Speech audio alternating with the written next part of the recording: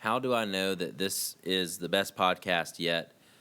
I've got to start with my guest. Jon Ortiz has been a dear friend, a colleague, and a brother of mine for a little over 3 years now. But when I met him, he made such an impact on me. And he is just such an encyclopedia when it comes to percussion knowledge, music knowledge. He plays so many different instruments.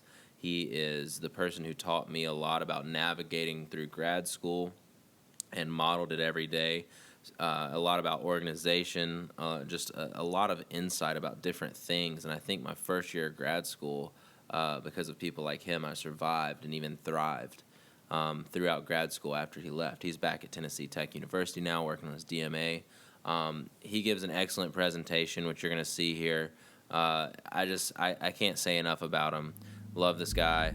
I know you're going to enjoy this episode, so I'm excited for you to check it out.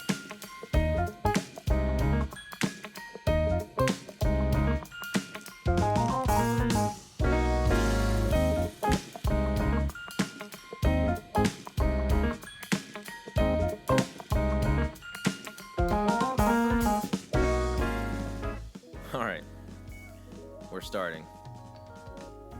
So, it's been a minute.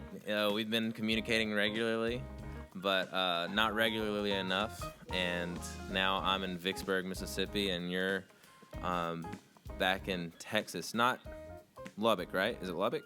Yeah, back in Lubbock, yes, sir. Awesome. And I met Ortiz doing my master's degree at Middle Tennessee State University, and I almost just called it Middle Tennessee State, MTSU, and I came in with little to no organizational mission for myself, as well as just not really knowing much about what I wanted to do in my master's. I just knew I didn't want to be in my previous teaching job, but I was super excited to get started, but kind of just everywhere.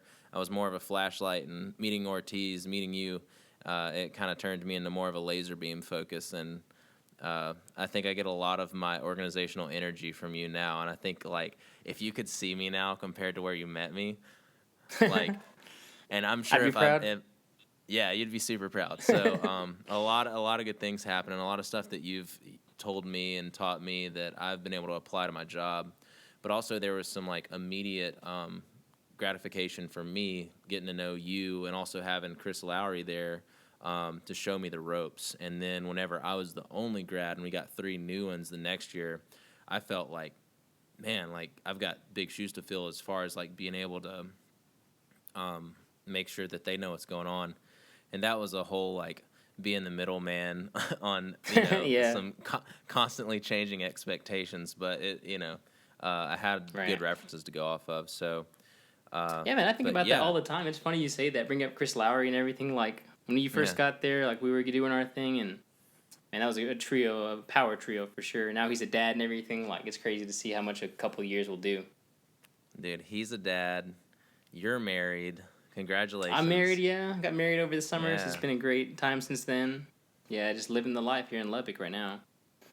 That's awesome. Yeah, second year DMA student, so I am kind of like right in the middle of the program. It's a 3-year program, and they usually do it like 2.5 years of actual study, and they save a whole semester for dissertation. So it's kind of like right in the middle of this trench, and working my way out slowly but surely.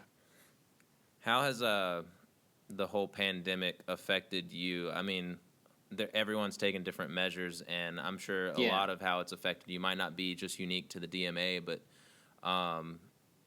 like, what have you found yourself doing that was different compared to what you expected? This is a kind of a weird answer because I've kind of thought about this concept a little bit, but it's actually made me a little bit less professional focused. I was so geared toward that mountain, that goal at the top. Like, all right, cool. Did my undergrad, taught a little bit, master's, right into the doctorate program. I want to get this doctorate and then eventually, teach college. That was the goal. That was like the set of circumstances that I saw myself going through. Right. But then when this pandemic hit, it's like, cool, all of these things are important, but you kind of made you realize what's more important. And then especially having to plan a wedding, postpone it, and having the personal things kind of like be planned out while I'm doing my school stuff and trying to teach lessons, take classes, teach classes. It's been all over the place in that regard, but in terms of my focus, my mentality, it's been kind of more personal, family oriented. As much as I love the music side of my life, it just kind of shifted a little bit of perspective on that in that regard. Yeah, that's cool. And like, you just got married. I have a girlfriend. She goes to a different school, but man, I was gonna ask a little bit about that long distance. It's hard. Yeah, she's in Kentucky, but she got to spend a good chunk of the summer in God's country, Vicksburg, Mississippi. So it was cool. She got to experience the mosquitoes. We got a lot of them down here, but it's right on. Yeah, I saw some fishing went down too. Yeah, well, more her than me. That's so cool. I basically took her fishing. I didn't catch anything like that. But yeah, we live. I live right on a lake, so I can. It's like where the apartments are. It's like kind of on a peninsula, so I can bop on out there whenever. But lately, coming back from school every day, I've just been like, I just don't even want to get up out of my chair. Especially having like come off of summer band recently too, and now you're midway through the beginning of the new world, as I call it. Yeah, right. But I had this conversation with somebody. I guess it was my head director the other day. I was saying something about we had like a early release day or something, so I only had the students for about 30 minutes. So I'd been piece by piece, I've been taking my congas and slowly my drum set's going to get to the school just because I can't practice in these apartments. So I'm basically, we've got these huge cubbies that aren't being used, so I'm putting all my stuff out there to practice because that's one thing I just like can't let go of. That's another thing that kind of changed at MTSU is my mentality towards practicing and also just like habitual growth, so I tell people that all the time.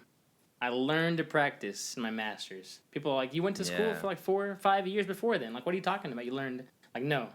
I figured out what you actually need to do to get better in practice. Like, it's not like I'm going to be in a room for 2 hours and then whatever happens. What do you think that is? Like, why is it the master's degree?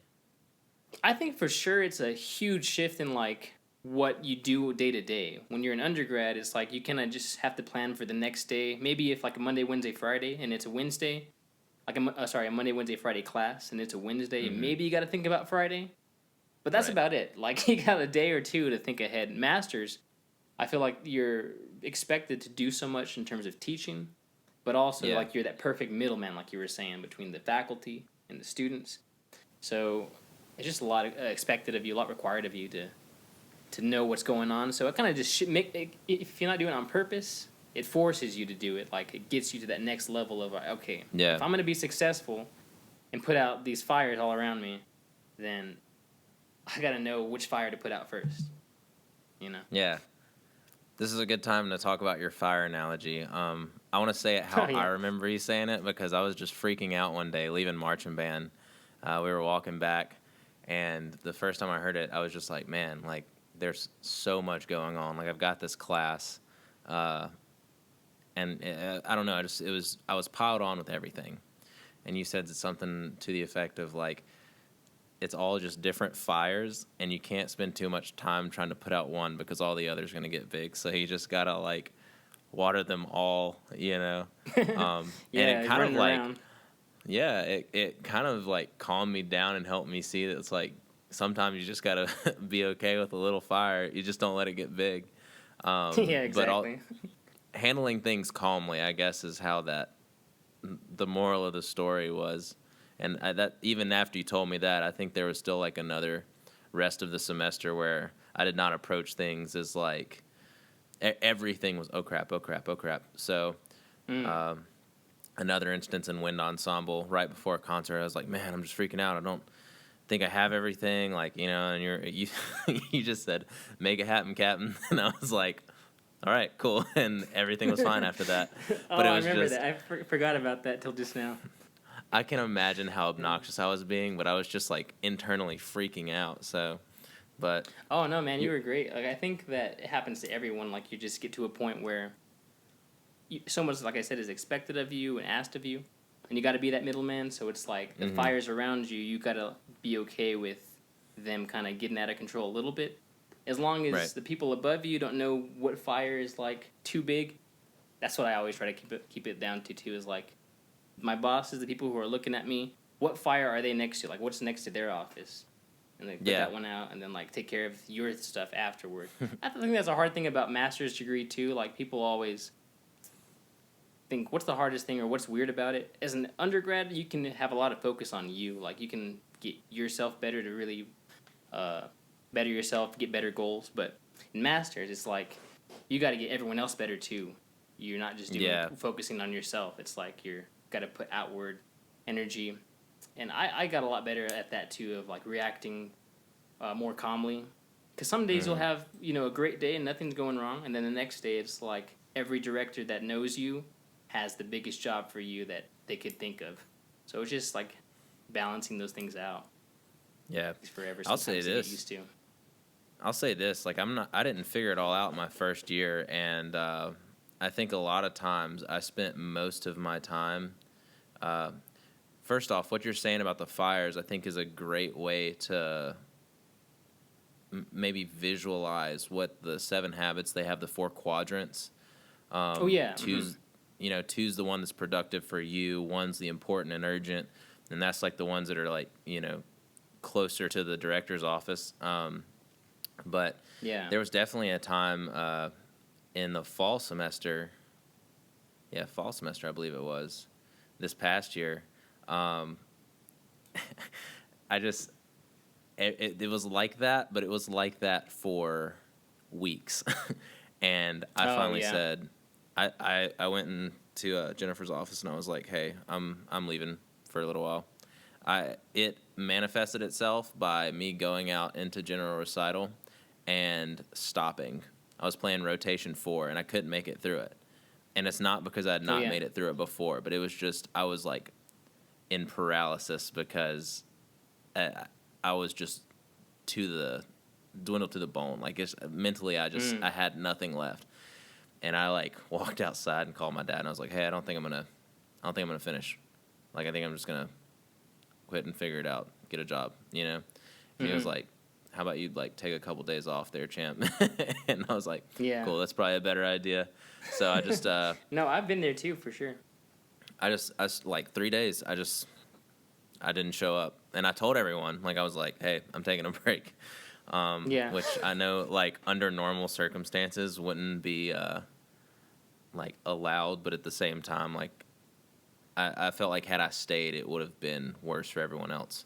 Um, Yeah. but anyways, those fire analogies were definitely what I knew those before I really understood the 4 quadrants, and just now during this time that we've been talking, it's made like full circle. Like those two are that's a great way of visualizing that. Mm-hmm. Yeah, But just yeah, keeping like your wits about you, making sure that you know like what's important and what other people think is important. That's one thing I had to learn too. It was like I think that this is important because of X, Y, Z, and then the people above you hmm or next to you, and they're like, no, my priority list is completely different. So sometimes it's just like even communicating and talking like, hey, what do you think I should be doing? Because I think this is important. This needs to be done now. But what do you yeah, think? And then they'll tell you like, oh, actually that can wait till next week. Like no sweat on that. And then it takes a little bit of load off your plate, and it also just lets them know like you're communicating. You want to do your best too. So I yeah, found that helps a lot too. Is like, what do you think is important? Because it can be very different than what I'm trying to lay down here. yeah. And I think right before my like 3 day hiatus, that was like the thing I was doing the most poorly was like communicating. Mm. There were times where it would have taken a lot for me to talk to the people that I needed to communicate with, um, just because they're very steadfast in like their priorities. Right. But then I was looking back. It's like I should have taken that risk because it probably would have paid off. It might not have, Mm. but I won't know because I got to my point and then I did that. But when I got back, the payoff was that I had those 3 days to kind of decompress and think about how to do that better. Um, And Yeah, and as actually, far as academia, I wish it was more like built in because there right. needs to be more than just grind for 12 weeks, Hmm. grind, and even Yeah. on the weekends, like Saturdays, Sundays, there's no rest, so it's like we're going. Yeah. I guess a little And bit of now, rest when we get to go to a conference or whatever, but it's go yeah, time. for sure. And now those skills that we talked about, like just knowing what's important to you and what's important to the people you work with or work for, I think that's kind of paid off just being at Warren Central, my new job. I'm one of six. I'm one of six directors, so Yeah, I am constantly having to communicate. And I'm the only percussion director too, but I'm also fronting this full seventh grade band. And how that'll right. look is they'll be splitting off, and woodwinds and brass will go with their um, assigned directors to work with their specialist. But when So we is get it like together, full perfect vertical alignment? Like you're teaching all the middle schools that feed into you? it's not. I don't teach any beginners at this job. Gotcha, gotcha. They don't even start percussion until seventh grade, which is something that I would love to pick your brain about because the biggest thing I'm having, uh, I guess not difficulty, but like I'm kind of tongue tied on where to start, is that had it not been for COVID, the percussionists would have been auditioned or evaluated and invited into the percussion Right. section at the end of last year. So I'm currently Yeah. testing percussionists for like right now from the seventh grade. So we haven't even like really started on um, actual percussion lessons yet in the seventh grade. Mm. Eighth grade, I've worked with them like twice. And now we're figuring out that we can do synchronous and we can have Google Meet. So that's a huge weight off my shoulders. But for the seventh grade, if they're a virtual learner, I've arranged for them to come to the high school and we do a socially distanced evaluation and everything's sterilized Mm. between each student. So it's very attention to detail, the same way we do our classrooms for the in-person learners. Um, but yeah, I don't actually, to answer your question, I don't see the sixth graders at all this year. Mm-hmm. There are And that's two kind of how it is directors. around the country too. Like a Yeah, lot of them will do what you're saying too, where they're like wait a year. Everyone takes music, and some of them will be instrumentalists. But then the next year, the seventh grade, is when they'll do the actual placing for percussion. And we were kind of in a yeah, similar situation too, where it was like, um, our incoming at the high school, the front ensemble members and drumline members, we couldn't audition them in March, April, May, like the plan was. So we're right. auditioning kids for the marching band in the fall. Like it's never been done before. So that was kind of different and scary for a lot of directors who would maybe were worried about their incoming classes or whatever. But Right. it was a weird place to start this year for many of us for sure. I think a big thing that I've noticed is that the directors that have 20 plus years of experience, or even like 10, 15, but it's just kind of a like years and years of experience where they've finally figured out this routine and like Yeah. pedal, for example, like, they're a percussionist, especially marching percussion. They're kind of a machine. They have Mm-hmm. their routine and they build off of that, but that's their solid ground they stand on. And this year's been tough because it's like, here's this highly competitive percussion squadron that is kind of like they're in a tough spot because they can't do the thing they've done for years to build Mm. that success. So with the directors, and kind of reflecting with them, like where I'm at, I've been in my master's for the past 2 years, and also I've only taught for 1 year, and that was not at a place that was as highly competitive or as 6A or anything like that. Right. So it's almost like I'm kind of blissful right now to what they're going through. And if I was Yeah. here, if I was at my current job for more than 5 years or even more than 1 year, I would probably feel it a little bit more. But for me, it's kind of just like I feel it sometimes. Like there's times when I'm stressed out. I'm like, dadgummit, virtual learners. Like I forget that like there's so Yeah. much extra inclusion and planning on my part. But it's still it's such a small percentage. And we kind of had to explain a lot of that too, to the incoming people at Tech. Like I teach the drum line there, and that was one of the Hmm. first things we had to explain. Like the drum line is one of the best like performing ensembles at the school, because we Right. just audition so many people. There's so many people that come in and we get to choose the cream of the crop, so to speak. Uh, Yeah. And this year we just had to sit them down like, hey guys, this is not the usual year. You have to understand that we're not going to be able to do all the things we get to do, what we're known for, what we are. Like even the name, Texas Tech, the marching band, they're called the Going Band. We ain't going nowhere this year, man. we're the staying and chilling band this year. So like they're all just having to deal with that. Just like we're not going to get to do the usual. It's going to be a weird year. Maybe there's a vaccine in the spring. We can open things up, but just a year that almost feels like a placeholder year for some of them. Like you're talking about with being blissful in the fact that it's the first year somewhere. Man, I feel so bad for, not bad, but more just conscious of these freshmen. I'm like, you guys don't even know what Texas Tech is like. Like, I wish you knew what this place really was, because like they take out all the tables, they got the signs, like masks everywhere. And it's understandable like why they do all these things to make sure everyone's safe, but it's not the Texas Tech that I know. So like trying to share that with someone else, it just seems so. It's not Texas Tech. So I'm sure that's the case everywhere. They're like, here's what we usually do, and then canceling WGI and everything else that they're canceling. Like, it's like we don't get to do what we do. So the coping has been a little needed in some ways. Yeah, and I think it's important to talk about that stuff with, I've been trying to reach out to all of my friends that are musicians. I mean, the friends we have in Nashville right now. That Nashville scene. Dude, like it's... I'm reading articles by the day of how detrimental this has been and how they're not going to come back and all these sad stories. I'm like, man, I know that spot. I've been there before. Or that meme you sent me last week, it's like... Every time I see a new business go out, I'm just one push-up, all buff. Yeah, dude. Yeah, that's happening here too. A lot of good places in like Odessa, Midland, West Texas in general. Like they've been there for 30 years, 40 years. They're going down. So just a changing scene. Yeah, and I think the closest thing I can relate that to is when Katrina hit. Remembering what like. After Katrina hit, I was an hour away from the coast, so I did not get the worst of it, but it was bad. Our house that we were living in had 3 of its 4 corners smashed in with trees. The house we were moving into right in front of that house had some corners with trees in them. The rule is whenever a major hurricane hits where I'm from, my bedroom always gets the tree. I don't know why that is, but... that's the rule. Yeah, that's just the rule. So hurricane season is... Jack's room is the favorite.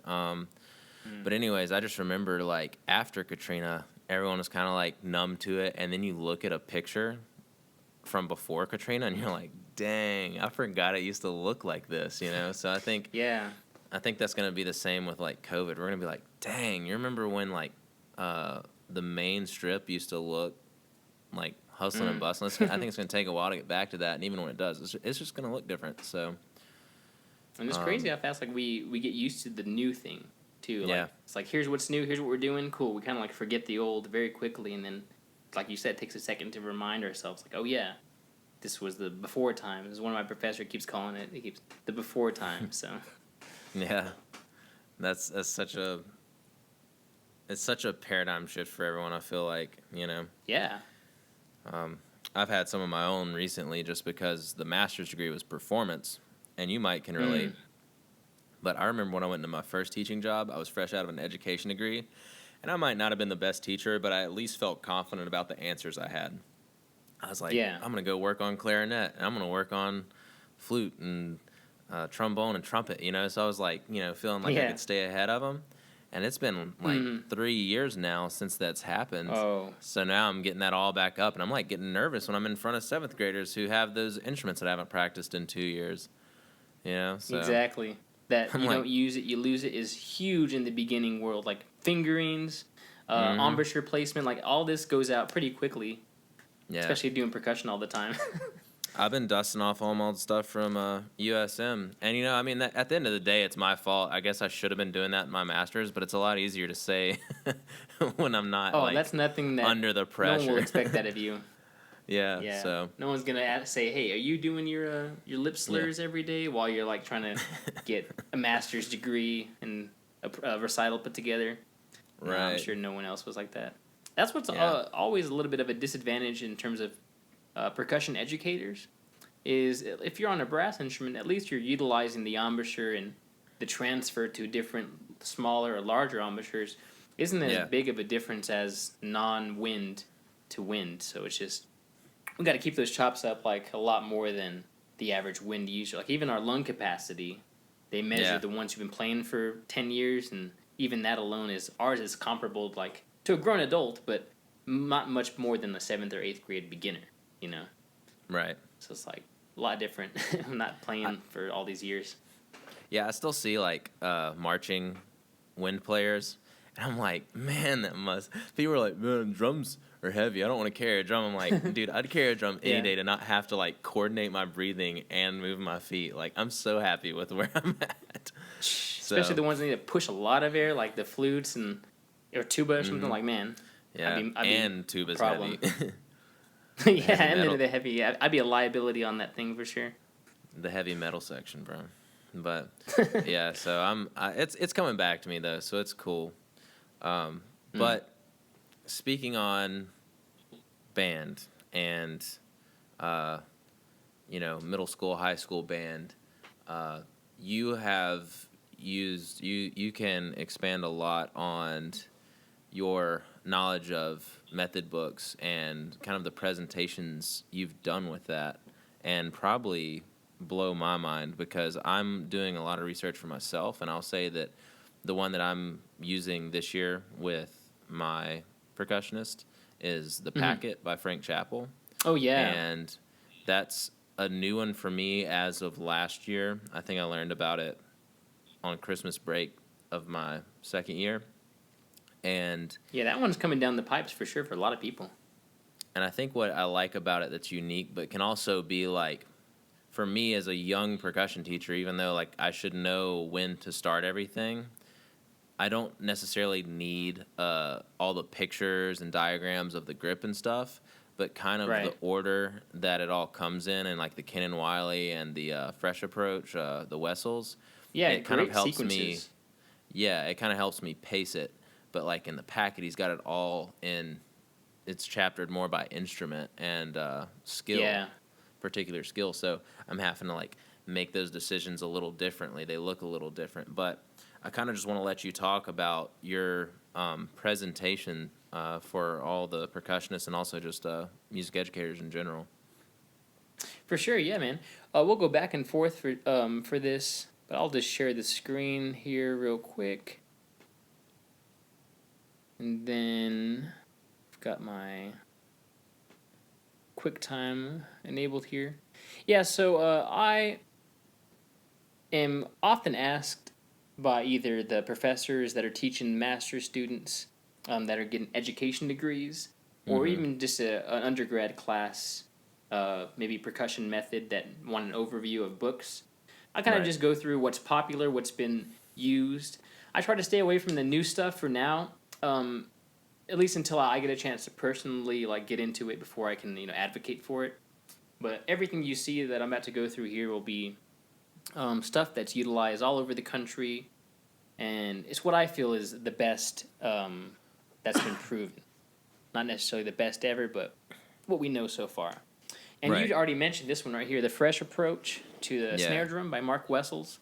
What's great about this one is the sequence is great, and even if you don't choose to follow this particular sequence or another one, you can at least have a basis of what he does, and then there might be like a couple of weird things in there that I'm like, oh, I want to skip that for now.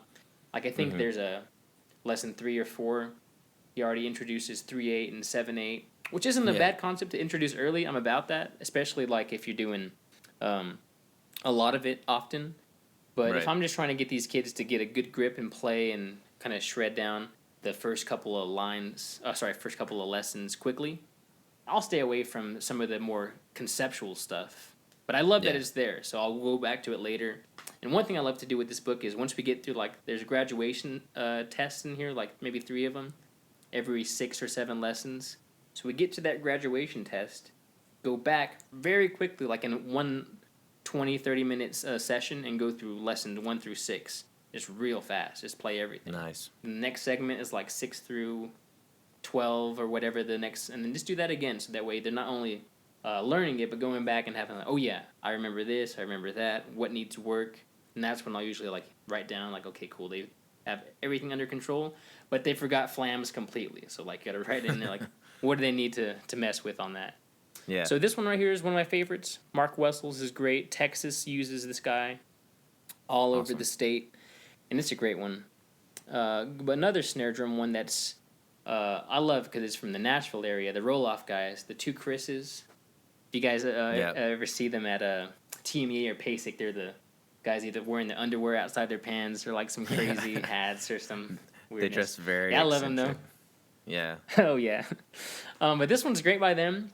Chris Crockerell and Chris Brooks put this together not too long ago, and it's another beginner book that I think works really well. And what's different about this one, it has some more color. They have that nice color printer at the roll-off headquarters that they originally got. So a lot of books you'll see just in black and white. This one gives them a little bit more than that. But do you have any experience with that one, the Snare Drummer's Toolbox? Not a whole lot. I've thumbed through it, but I've never taught out of it. It's one of those that I need to actually get in my library. One thing I've noticed just from sampling it is that, and this is something that I have trouble with, especially when I'm writing exercises for like a high school level marching percussion, is and front ensemble and just everything under that umbrella, being simple about it. Like, sometimes if it's been done before, like I would say subconsciously that I'm like trying to think of another way, and really it's like our profession is a lot of recycling materials that worked for us, and sometimes I don't think it's an ego thing as much as it is just like I just forget that there's so many resources I can look back on. And whenever I was thumbing through this book, it's like, dang, they broke it down so well. It's just it's paradiddles or paradiddles, and it doesn't have to be this huge jam. I think that just comes from, I think people want to groove and try like flashy things a lot because they think it's going to be more fun for the student. But then at the end of the day, it's like the student getting it right and being able to do the thing that you're talking about is probably the most fun for the student, more so than that's for sure. So. And I would say too that whatever instrument, this may not be true for everybody, but in my experience, whatever instrument you really get good at or whatever you study, that's going to be the hardest instrument to teach, especially a beginner. Because you're wanting to sequence it in a way that it makes sense to them and it works, but you also want them to be the best they can be because this is your instrument. Maybe people are looking at you like, hey, you're the percussion director, so your percussionist would be pretty slamming.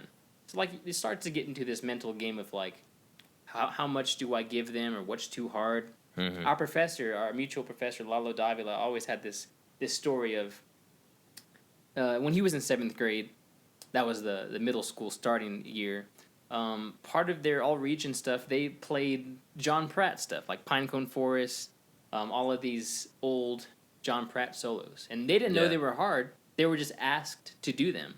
Like, here, figure this out. We already know the 9 strokes. You know how to do a flam. You know how to do a 5-stroke roll. So this is for you. So back in the day, like, they were just coming out slinging because that's all they knew. They just like, hey, I'm going to play some Pratt because everyone's playing Pratt. I feel like if we can just do that for our students too, like what's too hard, we kind of maybe our percussionists or our lens is like, ooh, I want to give you something really hard and flashy to play, but also not leave you behind. It's like this weird middle ground you got to find of your own instrument. Like I find all these brass players really struggling sometimes to teach their own instrument, and it's just maybe because they have that too many good ideas at once kind of thing. But don't reinvent the wheel. That's a great concept to harp on. This one's a little bit less used, but I think it's very clean and simple. Like nothing to it except for music, not even a lot of words. The one thing about the roll-off stuff is it's a little bit, what's the word? Overpopulated on the text sometimes. Like it's a lot of information on one text. This one's cool in that it's like just music. It's a Hal Leonard snare drum method, and it's by Rick Mattingly. It's another good one, but we'll move right past it because this is the one I wanted to talk about briefly.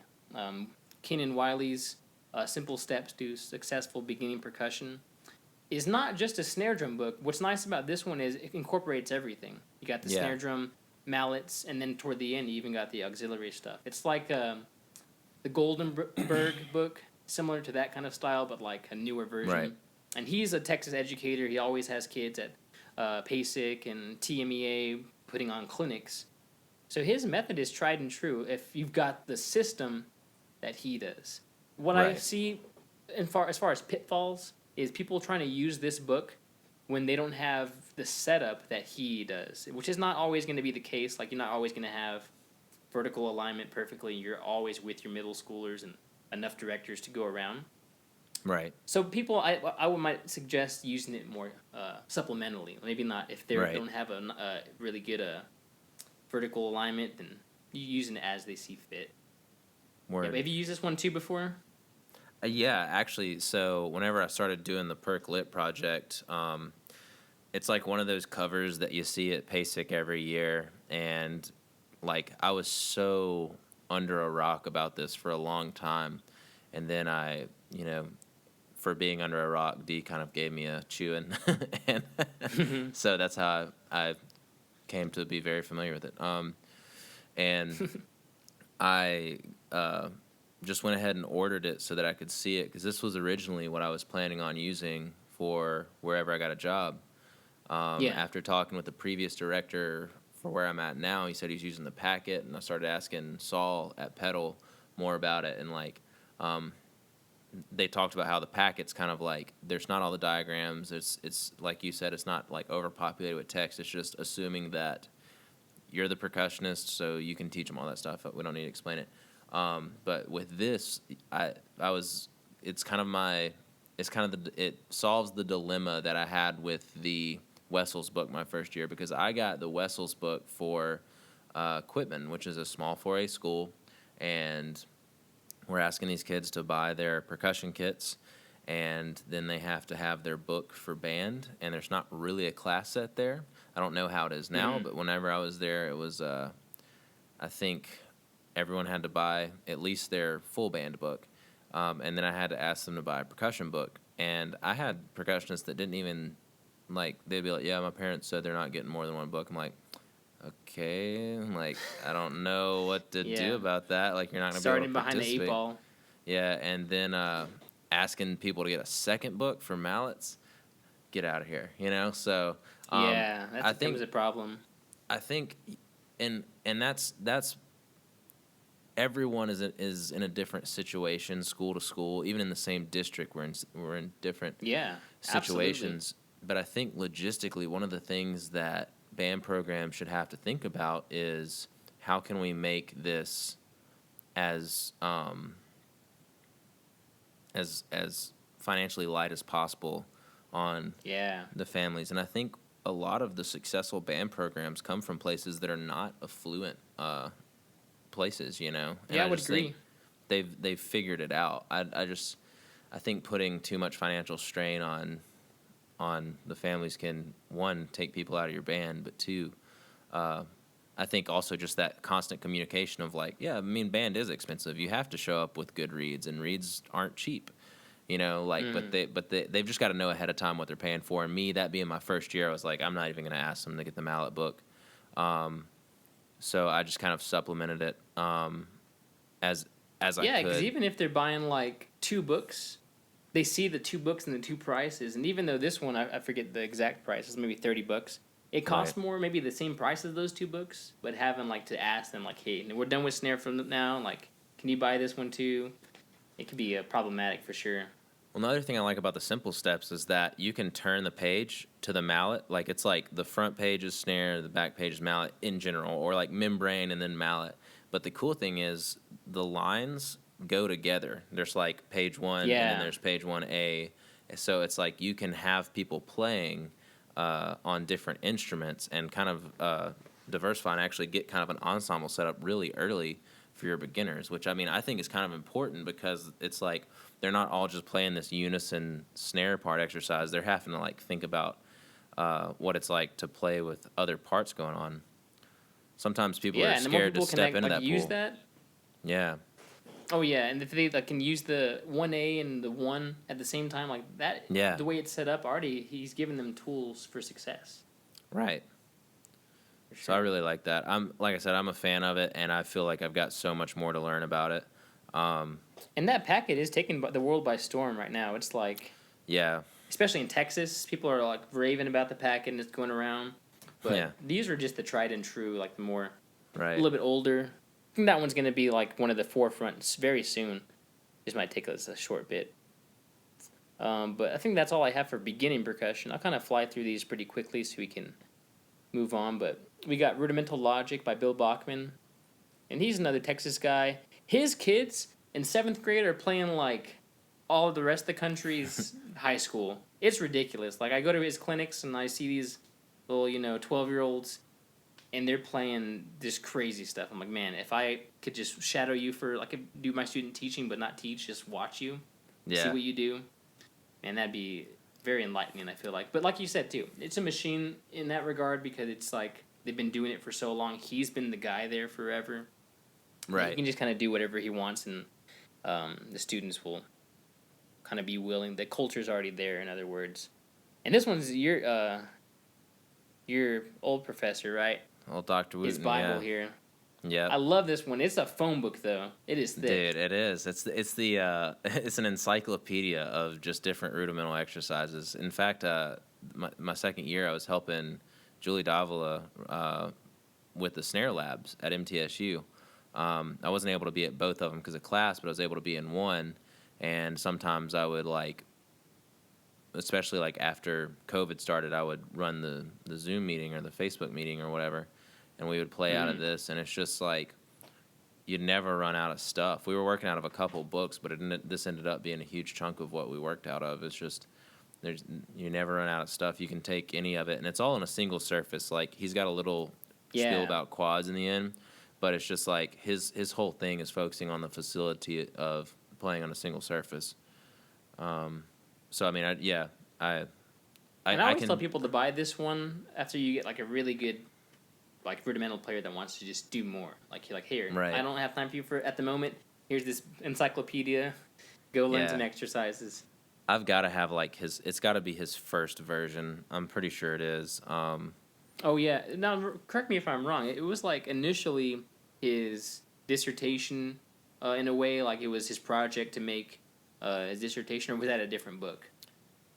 He's got two, and I honestly don't know. So if maybe the other that one is then. true, well, no, like he didn't write the other one until I started taking lessons with him, and he had been at USM. So this got to be this one. I think so in this case, yeah. well, that's cool. I I'm think learning at something least it about. started out as like his dissertation, and then maybe part of his tenure track was getting this published and everything. Yeah. At least that's what I remember the story being. But yeah, man, this one's awesome, and the next one here is really similar, like almost exactly the same, but just a different lens. And that's Jeff Queen's The Next Level. I like this one too because it has some solos. Tributes at the end with some crazy visuals that he tries to write down. And really, a lot of times these solos, you got to look at the videos to catch them. But this one's great too. Same exact thing. Really thick. It has a lot of information here. And then our professor, colloquially and lovingly known as D, Lalo Davila. Yeah. I love this book. Like I had this problem where I came back to tech and I was teaching a few undergrads that exactly how he said this book was designed, or who this book was designed for. They were good mallet players. They understood the facility, how to move their hands, but the chops weren't quite there, and then some of the reading of rudiments wasn't quite what it needed to be for a college student. So that's how we designed this book, is to make it to where each solo or study is one single rudiment in its variations. Like a 5-stroke roll, you have it on the downbeat or on the and that's it. And that's all you have to worry about. The 5-stroke, and he leads you through the tempos at slow to fast. If you can play the last tempo on the exercises list, like the preliminary stuff, you can play the whole solo. So the way it's designed is awesome. I love it, and it works perfectly for that student I just described. They were just like struggling, not quite rudimental, chopping out all the time.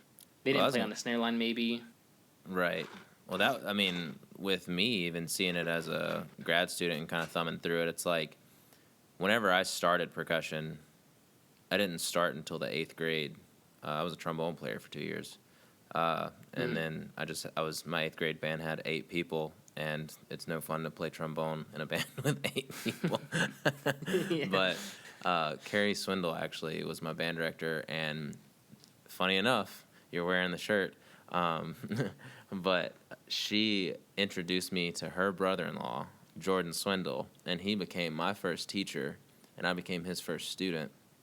And he had we're going to play rudiments at all the tempos, we're going to get really good at playing rebound strokes and play 8 on hand and all the, stock exercises. But, and then I went to Dr. Wooten, who is, absolutely, iconoclast of all of that. He's like, oh, we're going to play some groovy stuff, Yeah. And it's funny because it has its, I was at a point where, that was the next step in terms of, what I was playing. He writes some tricky stuff, but it's also very reminiscent of, Hurley's writing and stuff. So there's definitely some, like you were saying, upbeat and downbeat 5 strokes, some stylistic things that don't change.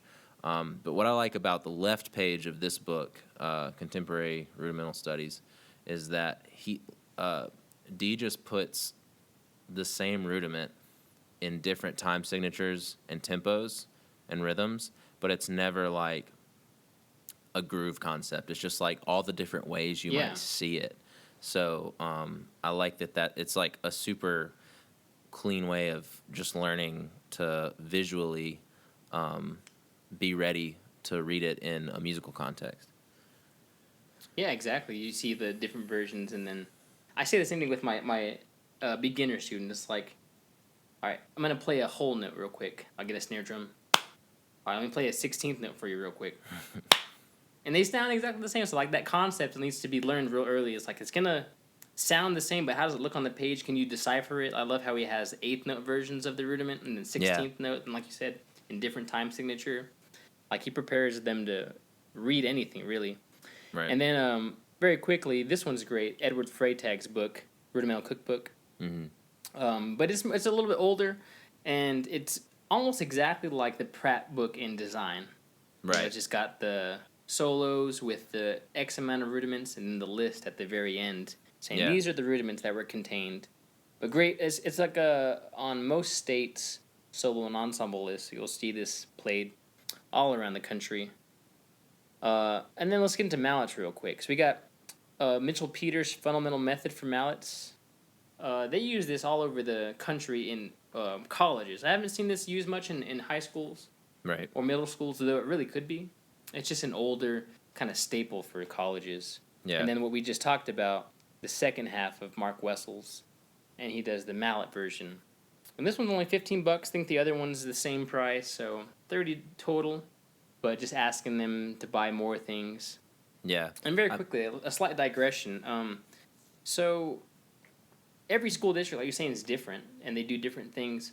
But the ones that ask their students to really invest and buy either practice marimbas or just the initial purchasing of a percussion kit to start is a lot of money. Yeah. So it's you kind of have to choose your battle. You want to have those that kind of have the money that are already invested and do it long term, or the other side of it's you want whoever can do it, you want them to be in it, and then maybe they only do 1 year, and then you have all these percussion kits at the pawn shop or whatever. So it's just trying to find what do you want your student population to look like? Is it the more affluent, the ones who want to do well and just happen to be set up for that, or maybe the ones that don't have the opportunities, but I don't know, just a weird culture thing that just came to my head. Yeah. It's funny you say that because I'm trying to think about what I can ask my students to buy now. It's with not having, we start after school practices in September, but up until then it's man, I got Kyle Hammock to come teach the front ensemble. Yeah. And it's he's got his Blue Coats Mystique hands and stuff, and I'm just man, I wish they would practice at home, but I know they don't have marimbas at home, and they're not going to be sitting there playing 4 mallet bell kit. So I'm just, and that would be so atrocious. That would sound awful. But I'm just trying to think Synced Up Designs and Shane and all those guys put out those new practice mats, and I'm trying to think about what we could do to get a class set that they could check out, or if I should just tell them to get one. But I did put a link on how to make your own practice mat on our group. So, Oh, that's cool.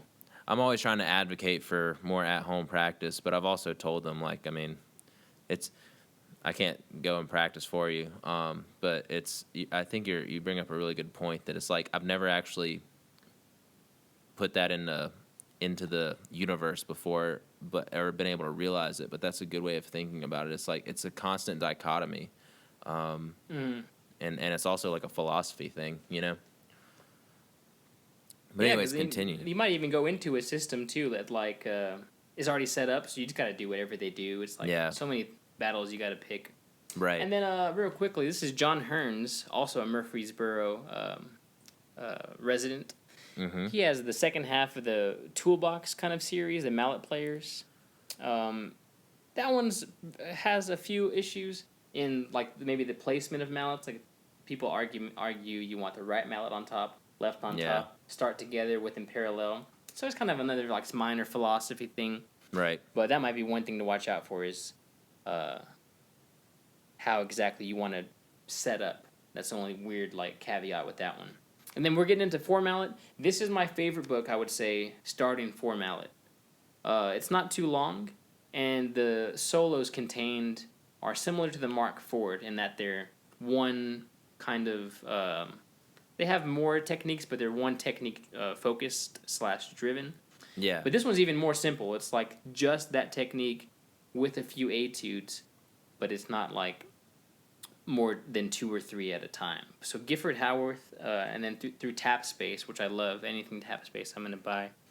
Right. Especially all of Dr. Mueller's stuff is on there. Shout out Dr. So Mueller. that's really cool. Yeah. Oh, yeah. Simply 4, Giff Howarth, awesome book. And then another one that's very similar by Julia Gaines. I think this is level 1, the very beginning, sequential studies.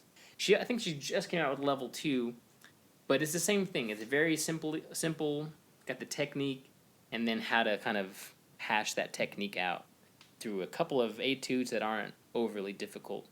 Here's a Texas Tech grad here, Brett Jones. This was his kind of version of doing a Mark IV thing too. Yeah. Where you have one that's just one-handed rolls, then you got a double vertical solo, and it's called Sweet Pepper because each solo is named after a different pepper. Like one's called like Serrano Wrap, and like Chipotle something. So they're all pretty cool. But another West Texas kind of little shout out there. And then the one we've been referring to a lot. This one is probably the most important four-mallet book in Texas. Right. Aside from the one we'll get to in a moment, because it's on the TMEA All-State list, as well as their solo and ensemble list as well. So this one is great. Go through and have each technique for a solo. And then my favorite one for solos in general for young students is this one, Impressions on Wood. The other ones are great for the technique, but as far as what the music is, there's a few in here that I really love. Sueños. Mystic Fire this year is actually the one that's the TMEA All-State Etude for the larger schools. And then Jonathan's Light, another great one. And then there's one cool one at the very end that's Marimba and Vibe Duet, Through the Looking Glass. That one's really cool that you almost never hear, though. It's on plenty of state lists. So. That's and great. Then, of course, Salsa Verde. Yeah. It's you got funny marimba, because... but you also got some conga timbale, too. Yeah, dude. It's so cool because it's like... I've heard so many people at MTSU play out of this now after 2 years. So many of the young undergrads. And they do a great job. Most of them are actually taking lessons with Miss D or Julie Davila. And I will find myself just randomly humming melodies and being like, what is that? What am I humming right now? I'm like, oh, that's Sueños. That's that's the solo that I played Sueños way, like, I guess back when I was a freshman at Southern Miss, and so I would say that my goal being at Warren Central right now is to hopefully branch out and encourage some of my students to play some of these solos, you know. Yeah, I the think more formal like literature in general. yeah, and I think that's one of the hard things about I don't know if I don't want to like accuse Mississippi of being the reason that it's the way it is, but I mean it's very much like you do marching in marching season, and then you do concert in concert season, and you know if you're in WGI, you just got two fires burning.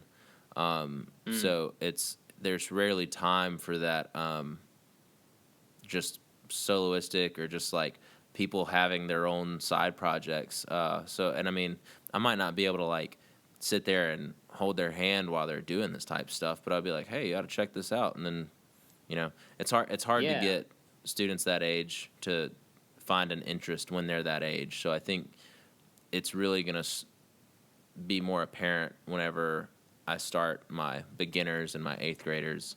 That's going to be where I'm going to make more impact on getting them to do these type things. Yeah, that's a really good point. Once the beginners kind of become more like part of your day to day. Yeah. I think that's a good point too, because whenever this is a great thing in Texas, because Texas for a long time has had a 4-mallet requirement on their all-state process. Is you'll go into a band hall in the fall when people are starting to learn their all-state music, and even though marching band's going on, you're hearing all of these really great players that are better than you as like an incoming freshman play 4-mallets. Maybe you've never played 4-mallets before, but you're like, man, everyone around me, like they're playing the same song right now. They call them songs. Like, this is a great song. I love it. And then they're trying to like figure out how do you do that whole 4-mallet thing. And maybe they didn't get the exposure in middle school, which hopefully they did. But when they get there, at least it's built in. And I think that was part of the reason why they even wanted to include the 4-mallet requirement in the first place. Right. Is to just get more people like, all right, let's get 4-mallet going here. And then for the first time, I don't know if you heard about this controversy. It was a big deal. I call it a big deal, but it's, you know, Texas, like, everyone was just mad. Deals are always bigger in Texas. Yeah, exactly. Exactly, man. Oh, speaking of bigger, it's because Mark Ford wanted a 5-octave marimba piece chosen for all the high schools. And so back in the day, I think it maybe I can't remember exactly, 2004 or 5 maybe. That's when they implemented the 4-mallet thing.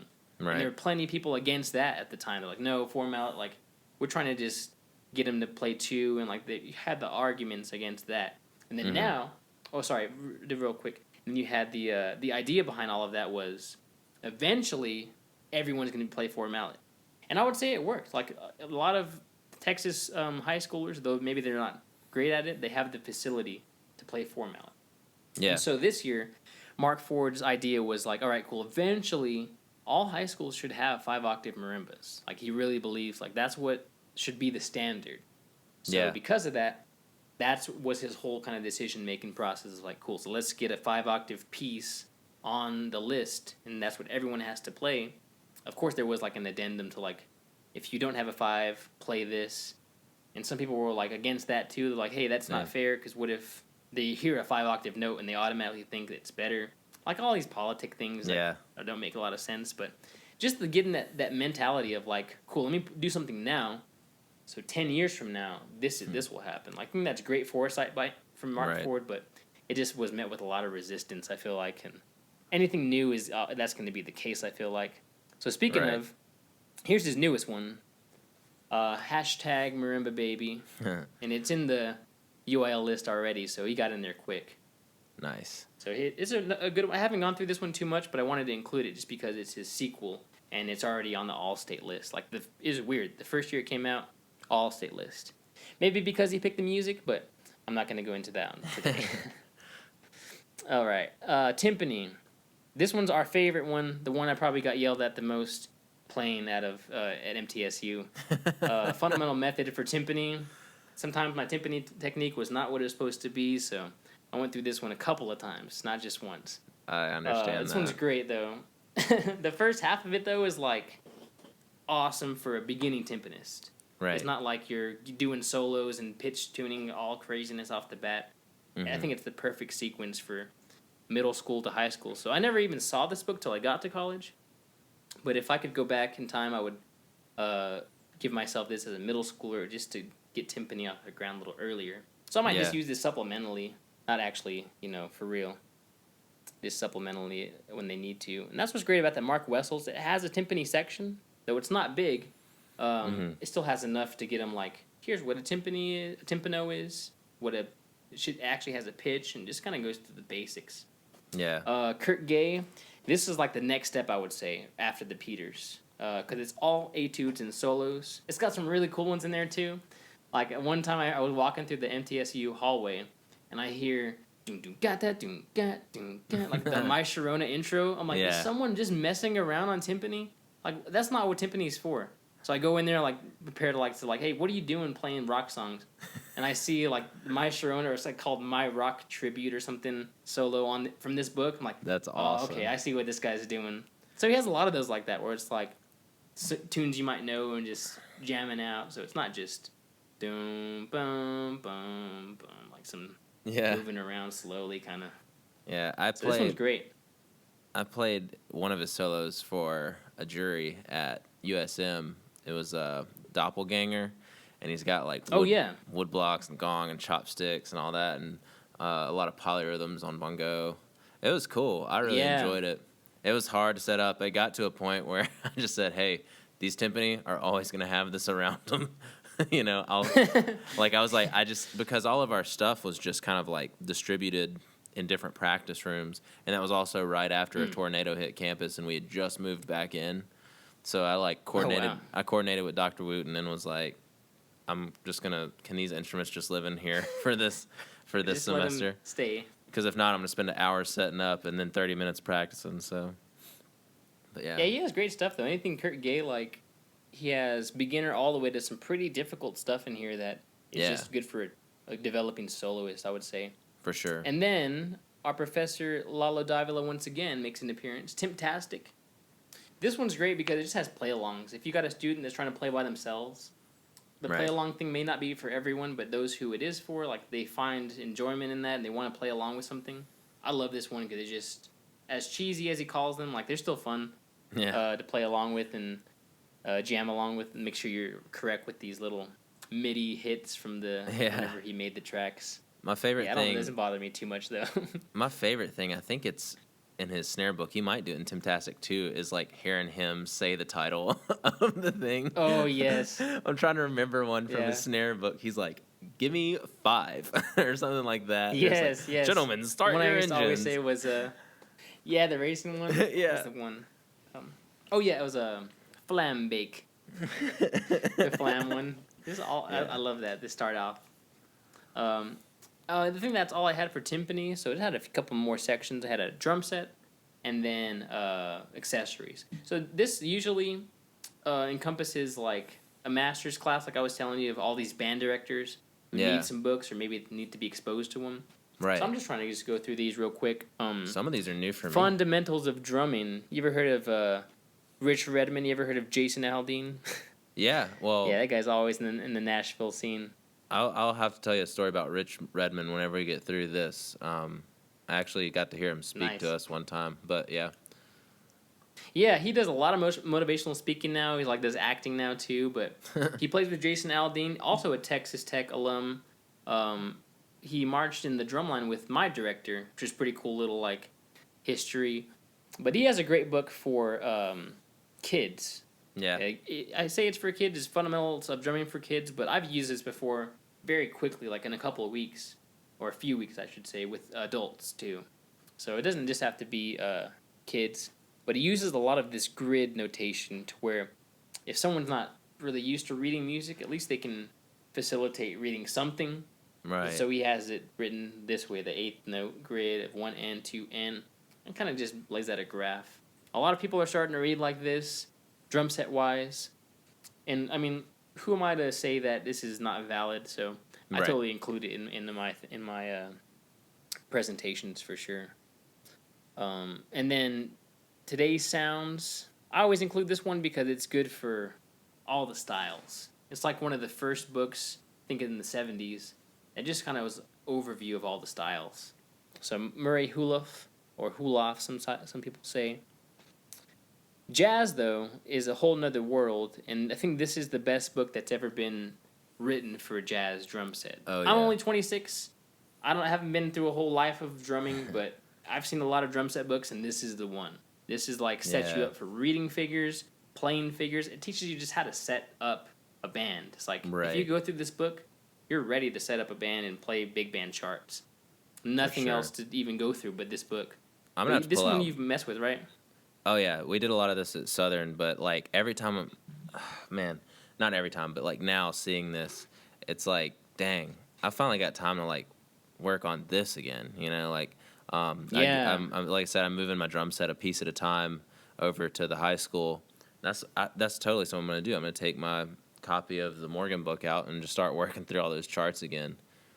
It's so fun too. Yeah, it's Like, a really fun, yeah, this is really one of fun those. book. This is one of those where the play along tracks make the book so effective. You know, sitting there and not having the play Yeah, along what's tracks nice is kind of Mhm. like, it makes me feel stupid. I'm just like, no, like the play along tracks, like this makes everything kind of mesh, and like it gives the book that meaning that someone might not get if you're just sitting there like playing to a met or something. You know. Yeah, it confirms too. Like when you get something right, it just feels right. All the people that are on the album are like touring and professional musicians. For so sure. The sounds you hear are like awesome, good sounds. For sure. But yeah, this is a little quick story about this book. I went through it, was rocking pretty well, and then I got into the big bands at Texas Tech, and that's when I got to really utilize this stuff. And I was Yeah. swinging. I felt most comfortable with my jazz drum set like senior year of college. Then, fast forward, I mean, I played in one semester at MTSU when I first got there. Right. But then, after not playing in a big band and not reading through this book, it is crazy how fast it leaves you, the coordination stuff. Yeah. Like, I just felt comfortable with my left foot going, nothing, I didn't have to think about it. My right hand, jazz, right pattern, not even thinking about it. Everything else is just going. Yeah. But then you step away from it and you got to think about it and, like, actually take the time to like, okay, what's this doing? How do these limbs line up? So this is another one of those. If you don't use it, you lose it for sure. I just felt so like dumb behind a drum set after not being on it for a while. All right, real quick, accessories. Only got a couple of books for these, but this is Todd Meehan. He is the professor of percussion at Baylor University in Texas. And this is his first volume of percussion accessories. This one's just tambourine and triangle, I believe.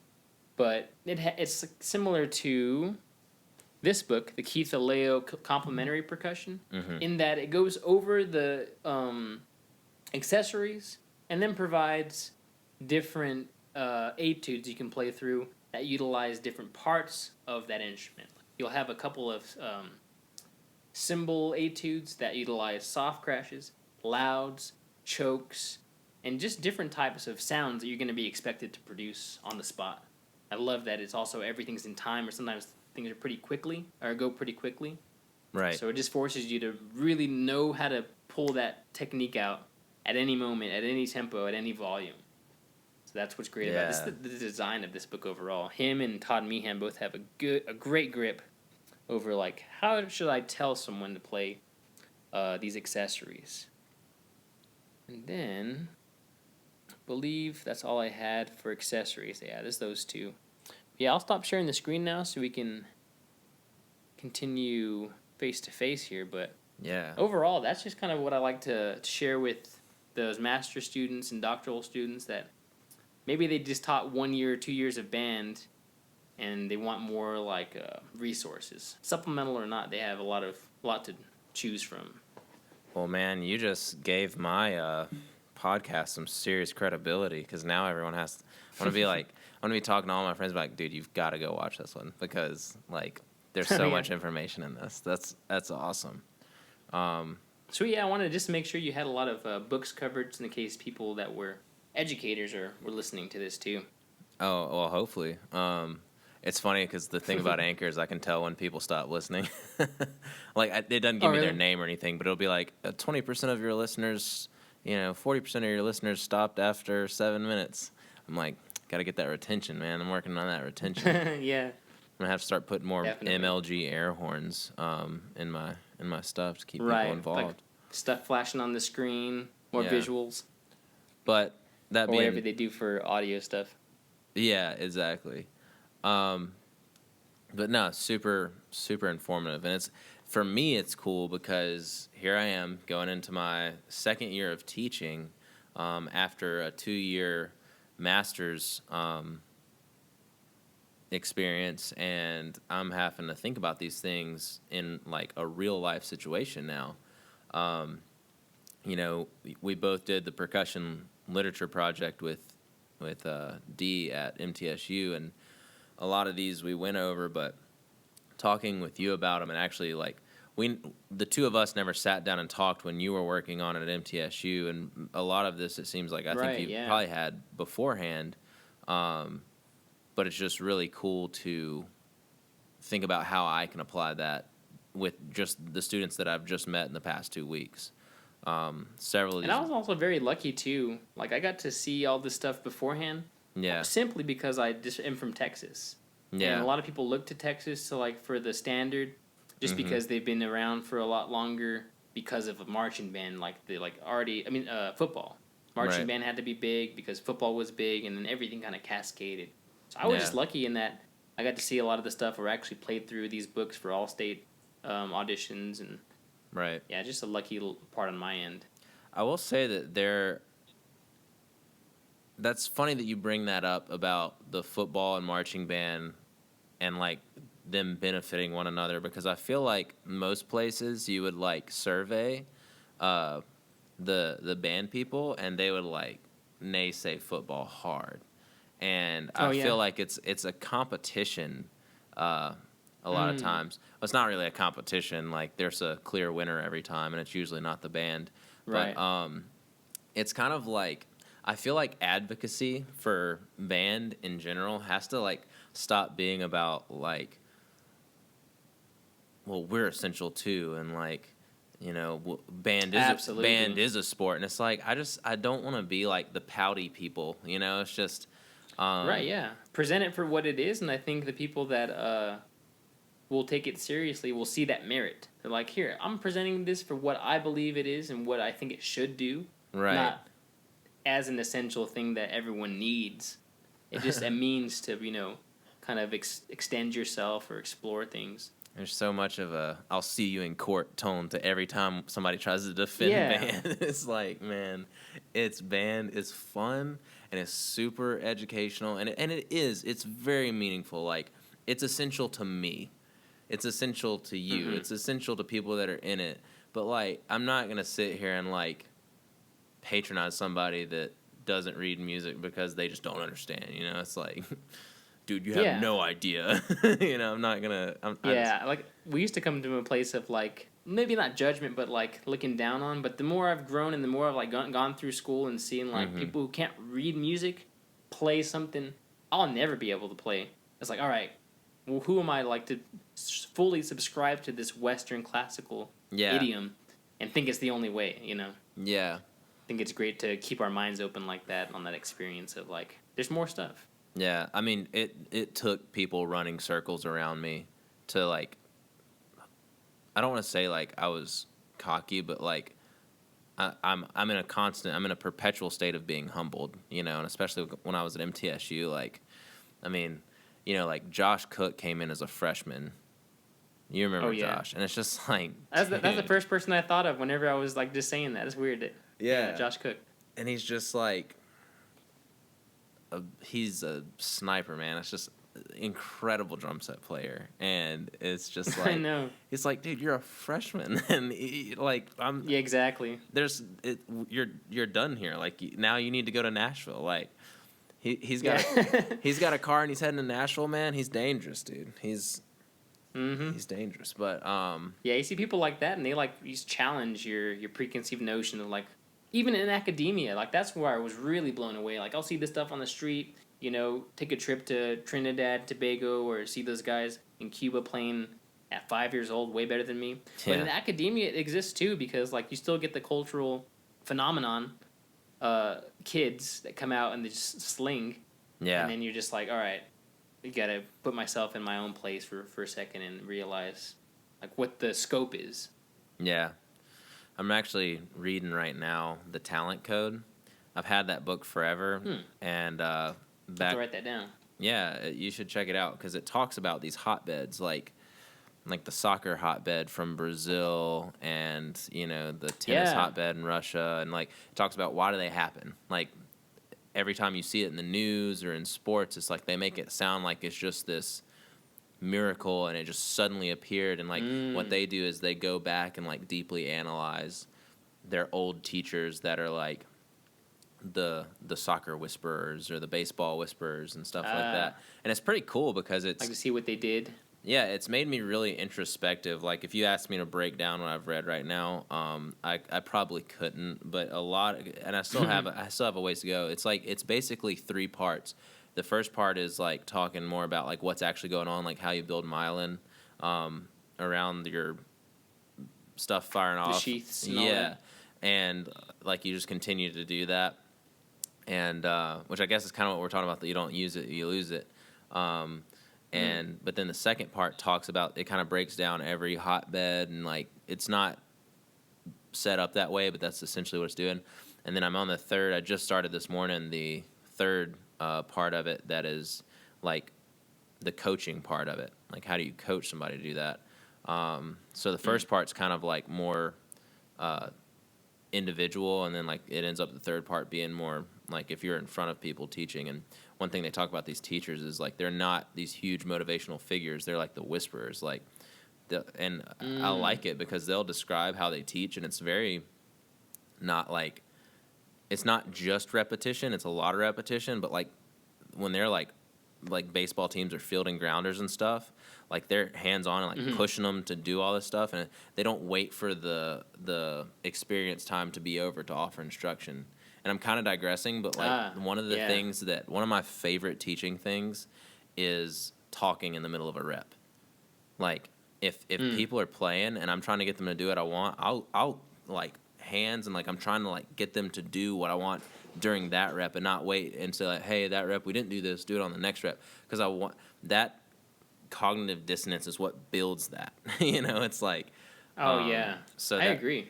And this is kind of just being present too, yeah like being able to like know when that's appropriate, for right sure. yeah. And I'm so glad you brought this up, man, because very quickly an old friend of mine and I used to have this conversation, like kind of tied to this. It's like, why do all these countries, like you're saying, have these hotbeds and have these either, we're having geniuses come out of China, and all these really smart students come, foreign international students from Korea or wherever they're from. And what we kind of decided on was like, and it's not just our concept, we've heard it too, it's whatever that culture places value on, that's what's going to really thrive. And then it's a little bit unfortunate that we are in the place where we are in this country, where the value is like, we asked each other, why don't we have geniuses like these other countries? And the truth is, we do have geniuses, but they just manifest themselves as sports geniuses.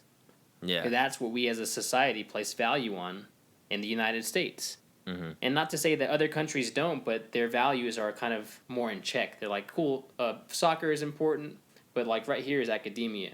Whereas here it might be like, here is basketball, a sport that we invented, that we're the best in the world at, and then way down here is education. Oh, and also here's football that like also no one else in the world plays either. Yeah. It's like we put all this value on these extrinsic motivations. It's like whether it's money driven or whatever, where the geniuses are there. They really are. They're just on whatever we place value on, and it happens to be something that's not necessarily purporting our best interests, I would say. Yeah. So it's like so tied into what you're saying. It's like we do have the hotbeds, but like they're the whisperers, the ones that like really kind of just barely, they just do what they do. They get up every morning, they go to work, and they try their hardest. They're not going to be on the news for it, but then you hear like, oh man, 10 years later, all these powerhouses are coming out of it. Like I love Professor Davila's example of North Texas, like that front ensemble when he first got there, had like Julie Davila was in it, Shi Wu, who's the current president of PAS right now. I can see his face. I can see him. He was in there. Like so many just teachers that are at all these major universities were part of this one ensemble. And so that's just proof that their teachers just did what they knew to do. Showed up every day. They weren't like trying to be the best teachers in the world. They're just trying to, focus on their fire in front of them, put it out, and then move on. Yeah. It's man, it's just crazy. I think I find myself so much. The current president is Chris Hanning, right? And then Michael Burt's president-elect. Yeah. Oh, I must be thinking of the past president, Brian Zader. There we are. Oh, Zader, yeah. Yeah. All these like really big names went there. Yeah, dude, and it's so crazy because it's still that way. I think in a lot of ways, like we're seeing a younger generation now. We don't know where that hotbed's going to be. I think hotbeds are realized long after, absolutely, long after they've became effective. But yeah, and I think another thing like we place a lot of value on is social media right now, and I think that's kind of everywhere. Yes, sir. But I think, man, it's being in a vacuum of your own opinions is just, and not just the opinions in politics, but just like what people go viral for is like, it blows my mind sometimes, and I'm not helping. I share memes. Yeah. I share memes like crazy, but I'm not saying this like I should be a model for a solution to the problem. But it's just it's true. Like I mean, it's just the things that go viral in America are it's sometimes. And at least the me. recognition of that problem, at least that's there. A lot of times you just got no recognition from people on the social media, and they're just like fully invested in that, and that's it. They got no awareness. So at least the awareness. We're maybe not helping. I'm the same way, but at least I'm aware I'm not helping. So yeah, and it's out. I don't know. I just feel like being able to talk with people is so lost. It's such a lost skill. It's funny. I was actually talking with Jessica's dad, and we were talking, and we have differing opinions on things, but like one thing that I said to him was like, people with different opinions don't talk to people. Like they're. It's like if you disagree with me, I'm not going to talk to you. And it's like that's some of the biggest that confirmation bias. Yeah, and that's some of the biggest issues we have right now. It's like, well, if you don't agree with me to a T, and then that's also like the whole like extremists on both sides of our two-party system right now. It's like, it's all or nothing. But I don't know. I hope that we were talking earlier about like the politics of like 5-octave marimbas in Texas. All-state and all that, and I'm like, I hope that's the most politics I ever have to deal with is like these marimba-sized debacles. But yeah, it's crazy. Well, I mean, so I guess before we wrap up, I want to talk about just what's some. Speaking of media, but more along the lines of music and books or audio books or anything, like, you got anything that's been on your radar lately? As far as new stuff, not too much, but I've gotten into a real like rut or groove, I guess you could say, of just listening to like late 80s, early 90s salsa music. I've been in it for a while, but I just keep discovering more and more artists who are really like relevant at the time. Yeah. And they call it salsa romantica. It's like romantic, lyrical, but it's all very formulaic. So like Frankie Ruiz, Tito Allen, Eddie Santiago, and I'll shoot you this here later on, just like a little playlist I've been messing with. Oh man, basically, please do. Late 80s, early 90s, and all about, because you've got these like tenor singers, like they're really kind of male but higher, that just like soar right on top of everything else. So it's like beautiful music, but it still makes sense, and it still follows the rules of clave. Like I always try to find like when the flip happens, or if there's like a different section that goes into bomba for a minute and then goes back to some plena or whatever the groove does. They do a good job of like doing it all in a square box. That's part of the reason I love it. Like I'm kind of a compartmentalized thinker. Yeah. Everything's got to be kind of like in sections. Yeah. And this music does a great job of it. Like I love the folkloric stuff, Cuba, anything from like Puerto Rico, I love it. But sometimes it's just so fluid that like I just can't latch on as much as I'd like to. Like Yeah. I want to see what they're doing, but they're just doing too crazy stuff. So Man, yeah, I'll shoot that to you. But I was listening Bamba Colora, and just hearing them play. One, they're playing the Wanwanko, and it's like yeah, it's technically cross, but it's like you would never sit there and tell the Fanyal Stars like, hey, it's it's like yeah, you guys are playing. What's the deal? yeah, and it's just also like the way that ensemble plays together is not like like I think like proactively about the tempo being this thing and just the downbeats being congruent, but them it's just like it's all about that the Wanwanko pattern and like the clave, and sometimes like one rotation of clave is not congruent to the next. It's just this extreme awareness that they've got to have. Like yeah, I always call it sharing a mind. Yeah. Like after you play together for 20, 30 years, you get on stage and when the downbeat starts, you just start sharing that same musical mind. Yeah, it's man, that reminds me. Right before I moved from Murfreesboro, I watched the Buena Vista Social Club documentary that you let me borrow and that I still have. Oh, awesome! So I'll need to get that back. Oh, I totally forgot about that. Yeah, dude. Well, I'm not gonna and mail. it's now on HBO too. I just saw that. Really, I'm not gonna mail it to you because we need to go get a drink soon, and I'll bring it to you. Oh, absolutely. I'll come through Texas. Yeah, even better. Yeah. But yeah, so I actually think I've still got like 30 minutes left on it because I couldn't get it to. I don't have a DVD player. Those are like a thing of the past now. So I was playing it in my disc drive in my MacBook and trying to share it to my TV. And I couldn't get it to work, so I'd watch it like on my computer next to my bed at night. And I'm pretty sure that I still have like 30 minutes left on it. But yeah. Yeah, the end is like a concert too, so it's pretty cool. Yeah. Like their Carnegie Hall arrival.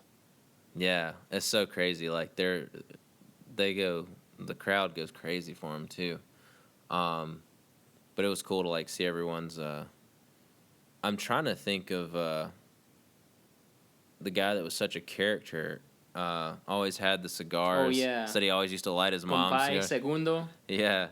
Said he always used to light his mom's cigars. He said, "I've been smoking my whole life because I've been lighting my mom's cigars since I was little."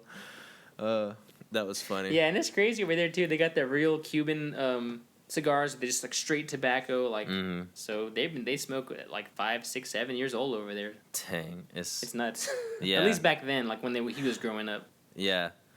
But yeah, that guy's great. Like one of the staples of that group, Compay. Yeah. I'm gonna finish that, and then we'll have to, like I said, I'm gonna have to make my way into Texas, and it's like crazy. Like yeah, man, we've been planning over a trip over to that side of the country too. So I have to let you know when that happens. Well, you've always got a place to stay. We can go to Louisiana, get some daiquiris, try some boudin. We'll make a time out of it, dude. We'll go everywhere. All right. I'll show you everything Mississippi has to offer. It's like millions of things. That's what's up. It's like tens of things. No, it's dozens. Yeah. No, it's cool, man. We've got to do another podcast. We didn't even. I agree. We haven't even gotten to a third of the things that we could talk about. Every guest that I've had on has been great, and I feel like I owe them another episode. And I'm gonna have them back on, but like this episode of us that we're recording right now has been the most organic for me. I feel like I'm starting to get my pace together, but also just like what you brought to the table in terms of the prompt and kind of going off the things that you were prepared to talk about made this such a nutritious podcast for both me and hopefully the people who are going to listen to it.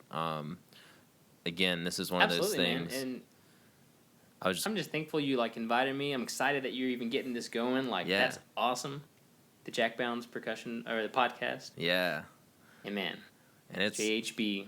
Yeah, dude, it's gonna be something. I hope that it mostly applies to percussion. I know I'm gonna have some different artists and content creators on as well.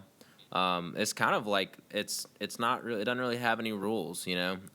That's what I like about it, is it can just be my thing, and it'll grow as it does naturally, you know. I'm promoting it honestly, you know. So, but dude, this has just been such an excellent episode and an experience, and it's also great to see your face and touch base with you, and hopefully, likewise, man. We'll have a vaccine or something happen soon. A vaccine and an election. For sure, man. Hopefully make this stuff. You'd like, yeah, hopefully make it a little better. But anytime you want to have me on, man, I'm more than happy to meet up and shoot the breeze, whatever you'd like to discuss. Absolutely. Percussion or not, man, it's just great seeing you too. Yeah, absolutely. We'll do it again, and in the meantime, best of luck with your continued studies at Texas Tech, and thank you, sir. Your new marriage and your new life with Belle. So, but we'll do this again. It's been great. Sounds great, man. Always look forward to any chance we get to talk. So. Yes, sir. I hope you enjoyed the episode. I know I sure did. Don't forget that you can go to anchor.fm/backjowns to listen to the podcast. To directly support the podcast, there's a support button. Any help is appreciated. Love you guys. We'll talk again soon.